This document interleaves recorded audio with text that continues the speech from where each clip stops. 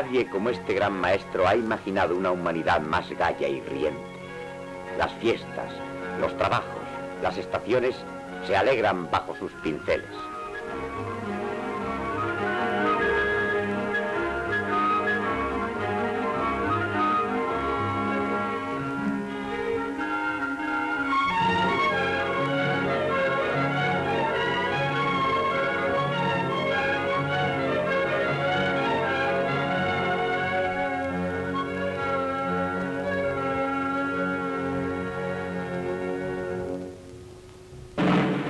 Y nadie tampoco nos ha revelado como él los abismos más siniestros y demoníacos del alma humana.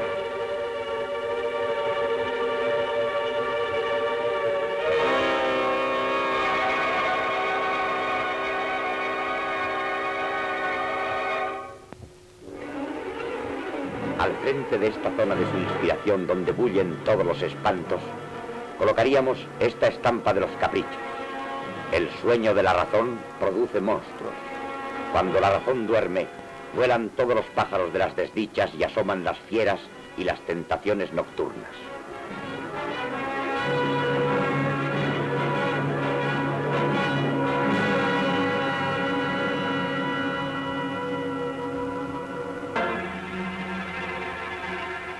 Más de 20 años después, este mismo sueño de la razón mancha las paredes de su casa con unas imágenes que paralizan el discurso y crean todo el futuro del expresionismo.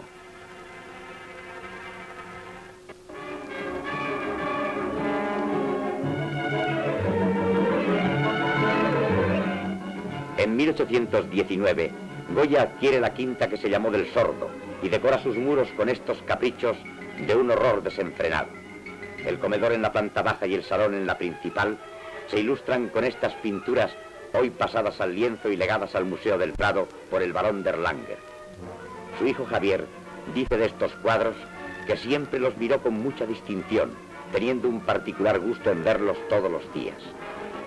No hay posibilidad de ordenar esta serie por un sentido historial y ni siquiera rotular cada composición.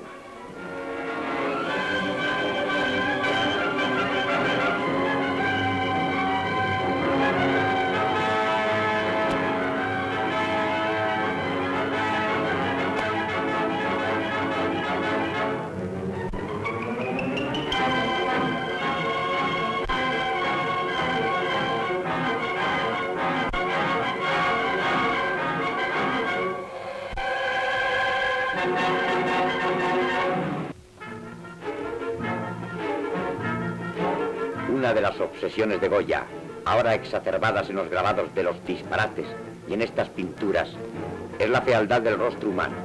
Esta fealdad crea una humanidad enloquecida y mema. Para Goya el mal y la estupidez son los númenes del mundo.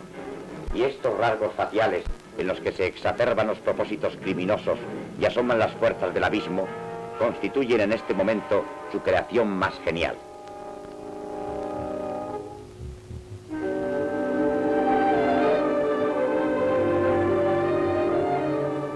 Una vez más, Goya abandona la imitación naturalista y se vade por horizontes maléficos. El color se hace denso y opaco, con unas tonalidades aptas para encarnar las pesadillas.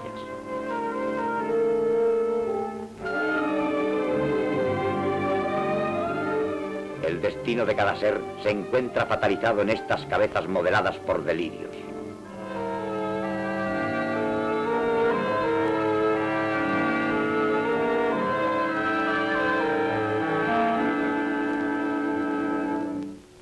Dos graves crisis de Goya pueden servir de antecedentes a estas pinturas negras.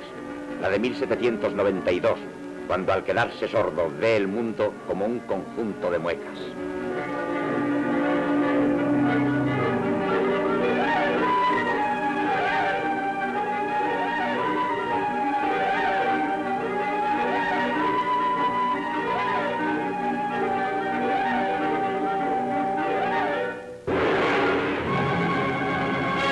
La guerra de la independencia que desencadena su visión pesimista de la humanidad.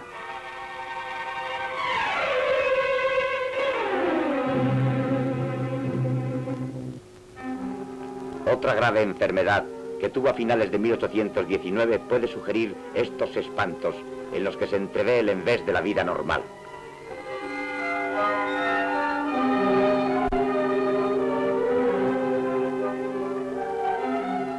Unas ansiedades que no se pueden concretar inspiran estas formas, imaginadas desde las torpezas y los instintos que solo asoman en las nieblas del sueño de la sinrazón. Se advierte que esas expresiones desaforadas han ido directamente del alma al pincel. No caben esclarecimientos ante este amasijo de rostros desorbitados.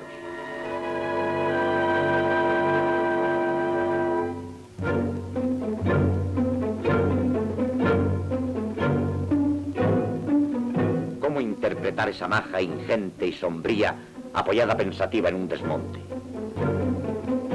El contraste es sobrecogedor entre estos dos frailes, el uno venerable y el otro reducido a un cráneo mondo y boca gritadora.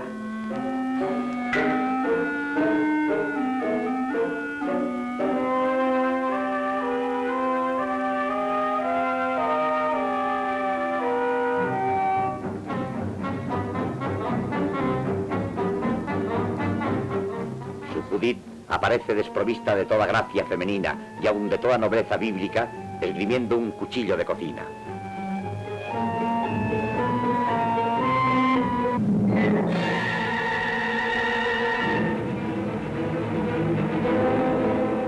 Saturno es una espantosa interpretación del mito hesiódico, con un cuerpo caótico de blandos relieves y una cabeza que nadie ha podido imaginar de más elemental ferocidad, devora, con ojos de felino irritado, a su hijo ya a medio comer.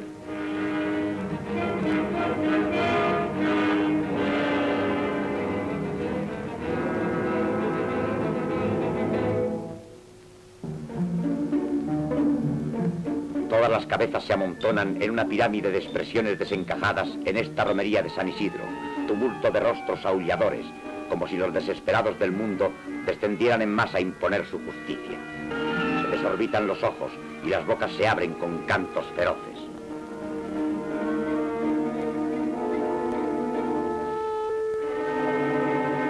Otra interpretación de la romería a la fuente de San Isidro nos sitúa ante unos paisajes abruptos, con grupos de madrileños casi comatosos, cuarteados, con los rasgos tan exacerbados que parecen una asamblea de caretas. Una siniestra lejanía hace presagiar horizontes misteriosos.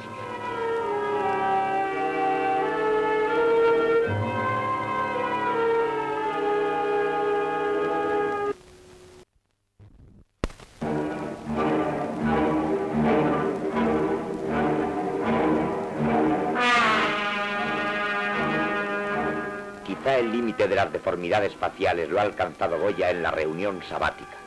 Los rasgos más torcidos, las intenciones más aviesas, toda la maldad que cabe en la fealdad, se reúne aquí en una asamblea donde las miradas tienen clarividencia diabólica.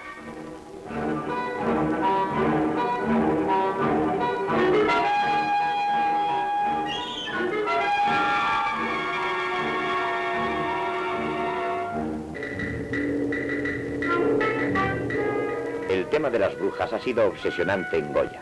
En Los Caprichos se reitera.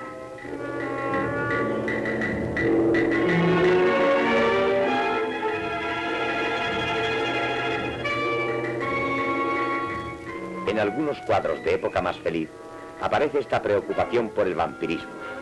Así en estos dos lienzos del Museo Lázaro Galdiano, pintados en el año 1798. En este aquelarre, el macho cabrío preside una escena donde todas las malignidades parecen haberse reunido.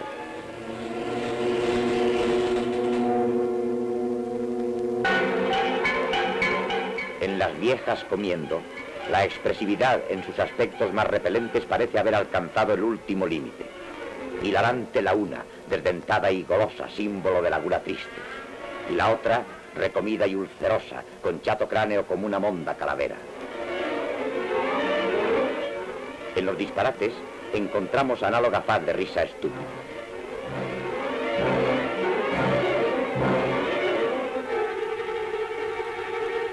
La lectura de una carta es escuchada por varios hombres de expresiones tétricas con concentrada y malévola atención. El tema de las mujeres riendo, aquí repetido, es habitual en el Goya de esta época. Nada más lúgubre y contradictorio que estas risas de ensimismada malignidad, como expresiones de macabra confidencia.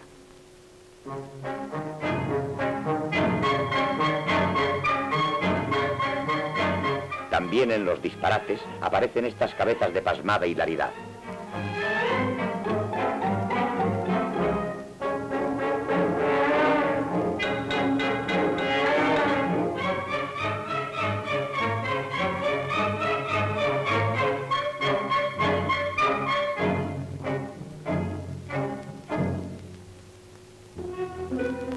El destino con las parcas es otro de los temas que no podía faltar en este conjunto goyesco, en el que aflora todo lo que chupa y corta la vida. Vuelan estos 4 espantapájaros, modelados con unos cuerpos de pesada y negruzca materia en un círculo falto de toda gracia y armonía de composición. Sus formas gafas llevan consigo toda la fealdad y sin razón de la muerte.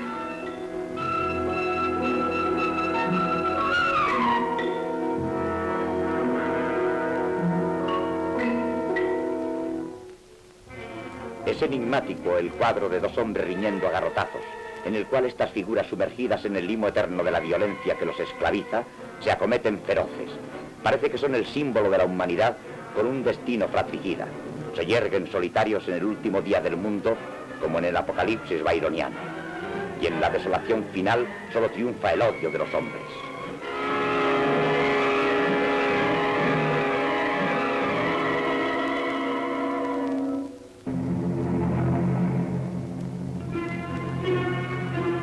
Alucinante es esta cabeza de perro que se destaca solitaria y patética sobre un fondo indeterminado.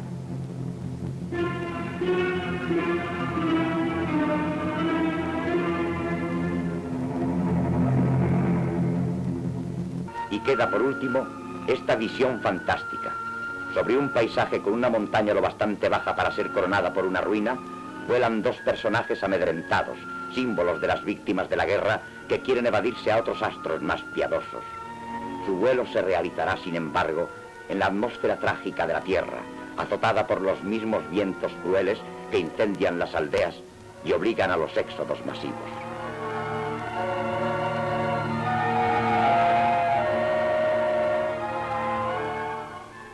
A sus pies se extiende un valle con episodios bélicos.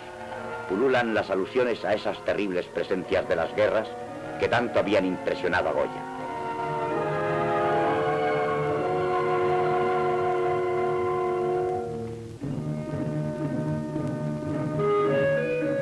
Tras estas visiones, no queda en el recuerdo ninguna escena reseñable. Solo la huella de cabezas tumefactas, de expresiones crispadas, de figuras sin solidez física flotantes en el aire o en el ensueño. El mundo de la subconsciencia, superponiéndose a la realidad, entra en el arte y se crea ahora todo el horizonte de la pintura moderna.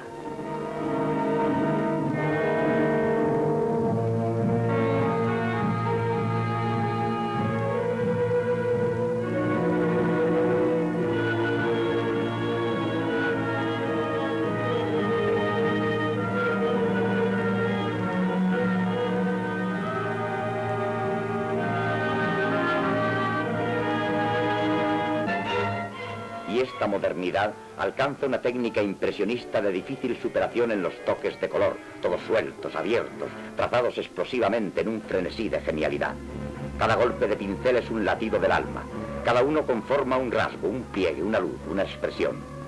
El hijo de Goya, en una corta y preciosa biografía de su padre, nos dice que algunas de estas composiciones estaban hechas con el cuchillo de la paleta en lugar del pincel.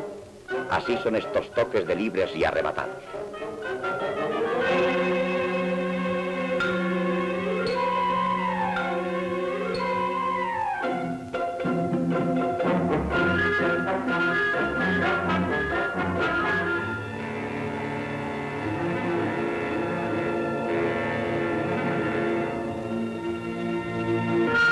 Con estas pinturas, el alma se ha liberado de la naturaleza, de sus criaturas, de sus colores, de sus bellezas y de sus hipocresías.